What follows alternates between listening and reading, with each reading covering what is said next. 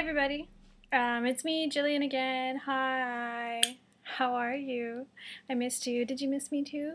I'm not going to talk about Valakut. Sort of. Maybe. I might mention it, but mostly I'm not going to talk about it, I swear. First I want to talk about homebrew decks. Now, I got an email from one of my viewers. Sorry, I don't have it right in front of me, so I don't know which one you are.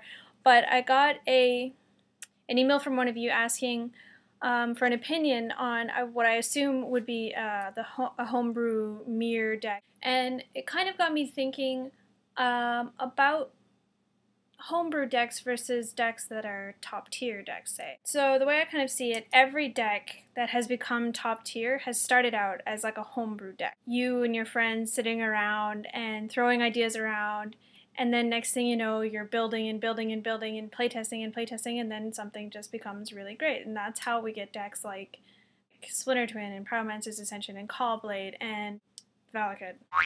So, you know, homebrewing works a lot of the time. It's pretty difficult if you're doing it on your own, say, or, you know, maybe if it's just something that has a lot of weaknesses. I kind of find that mirror decks and mostly a lot of aggro decks have a lot of weaknesses that can be exploited by those top tier decks that you're going to see at almost every metagame, right? The most important thing I think when you're homebrewing a deck is to know your metagame. Know the kind of decks that, you know, people around you bring in and the decks that you're going to be seeing all the time. If you don't know what the top tier decks are, then you don't know how to find their weaknesses either. A mirror deck is all artifacts, right?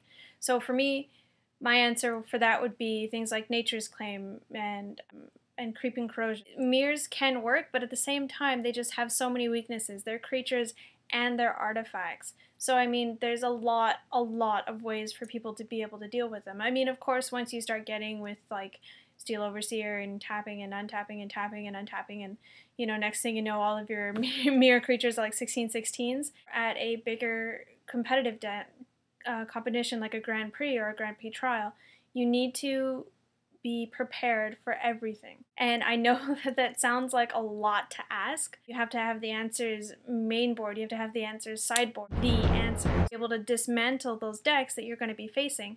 And if you're just kind of going for a gimmicky combo thing, it's probably not going to work because those other people that are running those top tier decks will have the answers. And that's, I think, what really distinguishes a homebrew deck from a top tier deck is that the top tier decks will have the answers for nearly everything they come up against. And that's how these decks and their pilots go, like, you know, 8-0 at these huge events. It's because they have the answers. How do you answer all of these decks like Valakut and Splinter Twin and Pyromancer's Ascension and Caw-Blade and, you know, Tempered Steel, all of those things that are so huge? What are your answers? The answer is going to be. That's what you need to figure out. And that's definitely the most difficult thing, I think. Don't have your heart set on one combo to win you the game, because if you do that, you're going to lose. If you're sitting there saying, I just need this one card and then I can totally kill this guy, you don't always have the heart of the card, or your opponent will dismantle it. That's the problem I kind of have with Pyromancer's Ascension and Splinter Twin. Yes, they kill you very, very quickly, and they have a lot of answers. The answers. Their key win is also their key weakness. So, for example, you know, I play against a Splinter Twin deck or a Pyromancer's Ascension deck. The very first thing I'm going to side in is 3 Memoricides and 1 Swamp. That's the first thing that goes in.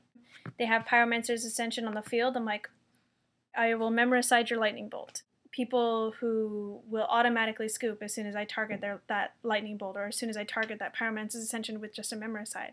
And the same thing can be said for Splinter Twin. And there are ways for homebrew decks to combat things like this. I think that one of the best things you could do would be to have that surgical extraction. Hello, A, it's an instant, B, it only costs, you pay 2 life for it. And it goes after those things that will destroy your homebrew deck, right? You have to find the weakness of the deck and exploit the hell out of it. Homebrewing is definitely a huge challenge If you're gonna homebrew, I wish you the very best of luck. It's something that I'm not very good at. Who the hell am I to talk, right? So another thing that people were kind of curious about was what kind of matches recently that I've won or lost. The ones that I've won are just too many to even begin to count. I mean, that's just the sad truth. I'm totally lying. Was it, I think, like last month? I was playing Thursday Night Magic at the Wizard's Tower, like every Thursday. 4 Thursdays in a row, I was 3-1, 3-0, 3-1, something 3-0. And so, you know, I was doing really, really super well, and I was really happy about it. But recently I've been losing. I haven't played as much as I want to, but I did play this past weekend at the Magic Celebration. Oh my god, that was so much fun, you guys. I really want to know if anybody did, like, you know, if you guys went to Magic Celebrations, like, what did your store do? Wizard's Tower, we showed up, and Dave Tellier had, like, he had, like, coffee, he had, like, iced tea. He brought in, like, this thing of homemade jam that was the most delicious jam I've ever had. I don't normally like jam. I really don't, but that jam was awesome. I don't even like toast, really, but that was really good. The way that Mini Masters works, right, is you get 1 booster pack, and then you have 3 of each color land, and you just throw the whole booster pack and land together, and you play your deck. And then in the bottom of the bag was candy. Like, oh my god. Okay, so now there's toast, and there's awesome jam, and there's awesome iced tea and coffee, and now there's candy. I couldn't even deal with it. Honestly, I didn't really do very well. I think I went like 1-4. Right after the Mini Masters was over, they had a standard tournament, and I did not do well in that one either. I came very close in the first round to winning. Game 1, I played against Andrew Norwaj, and he was playing Splinter Twin. But then he tapped out for Deceiver X starting and then a Splinter Twin, and it was just downhill for there. So that's how Game 1 went. So in Game 2, I sided in 1 Swamp, 3 Memoricides, 3 Nature's Claim, 2 Combust. Game 2, he tapped out. I managed to get the Memoricide off on him. Went for the Splinter Twin, of course, and so he scooped. So then Game 3, it came very close. I don't quite remember what happened. He did the Splinter Twin and Deceiver Exarch, and I was dead. And then the next round that I played against Birthing Pod Bant, but I just wasn't getting very good draws. I wasn't getting very good hands, so it wasn't a very good game for me. I didn't really do very well with that standard tournament. The next time that I go to FNM, I'll be sure to take more detailed notes. And I think since it'll probably be one of the last FNMs before rotation, I'll probably end up doing a video about how that one goes. Maybe people will let me win because it's the last day of rotation and they feel bad for me. Let's talk about Planeswalker's points, because I think that this is such an interesting thing, and I am just so happy that Wizards of the Coast decided to do this. I pat you on the back, Wizards, for doing that. It always kind of bugged me to see these more experienced players sitting around in a circle playing with each other, but not playing in the tournament. These guys are good. I know that they're good. Why aren't they playing? And then I found out that a lot of the reason why they're not playing is because their points are so very high that if they lose even one match, it could take them down a lot. I definitely understood it, but I still kind of didn't like it. And now, Wizards of the Coast has started the Planeswalker points. I love it, first of all, because, oh my god, I'm a level 31 sorcerer, guys. I'm a sorcerer. I'm not just a Planeswalker, I'm a Planeswalker sorcerer. But also, hello, newsflash, you cannot lose points by losing anymore.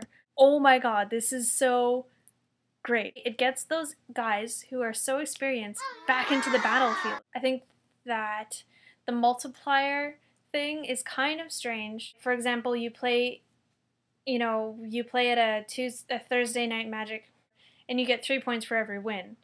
And so, say you go 5-0, so you get 12 points.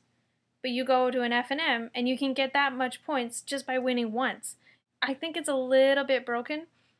As long as more people are getting out there and going play, I support you, wizards. I'm really super excited for the Planeswalker points thing. I think it's going to be really, really interesting stuff. Now everybody wants to talk about rotation. Everybody has been asking me, oh, Jillian, what are you going to do after rotation? How are you going to feel? What are you going to play? Phil Sams and I were talking about it, and we decided that on the night of rotation, instead of playing, he and I are just going to set up a little candle, a little plaque with the Valakut card in a frame and everything, and just have a little memorial service for Valakut. Anybody would like to attend, please go ahead and send me a message, and we'll RSVP you. I'm gonna sit on one side of the room and cry and sob in a corner. Phil is gonna sit on the other side of the room and sob and cry in the corner, and we'll just have a nice funeral. I honestly don't know what else I could do.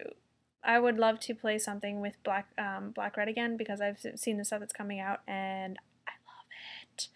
Really exciting stuff. Always going to be options. I'm sure I'll find another deck, and I'm sure that once I do, you will be the first to know, my friends.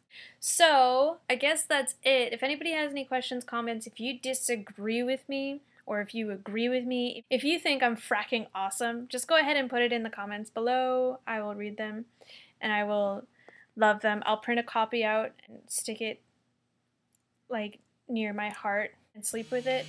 I'll put it in my pillow and sleep in cradle my pillow and sleep with that. Send me any questions, any comments if you think I should shut up for once. If anybody wants to write me any more haikus, that was cool. I really loved that. That was awesome. I would almost prefer a Shakespearean sonnet. So I will see you after rotation. Bye bye.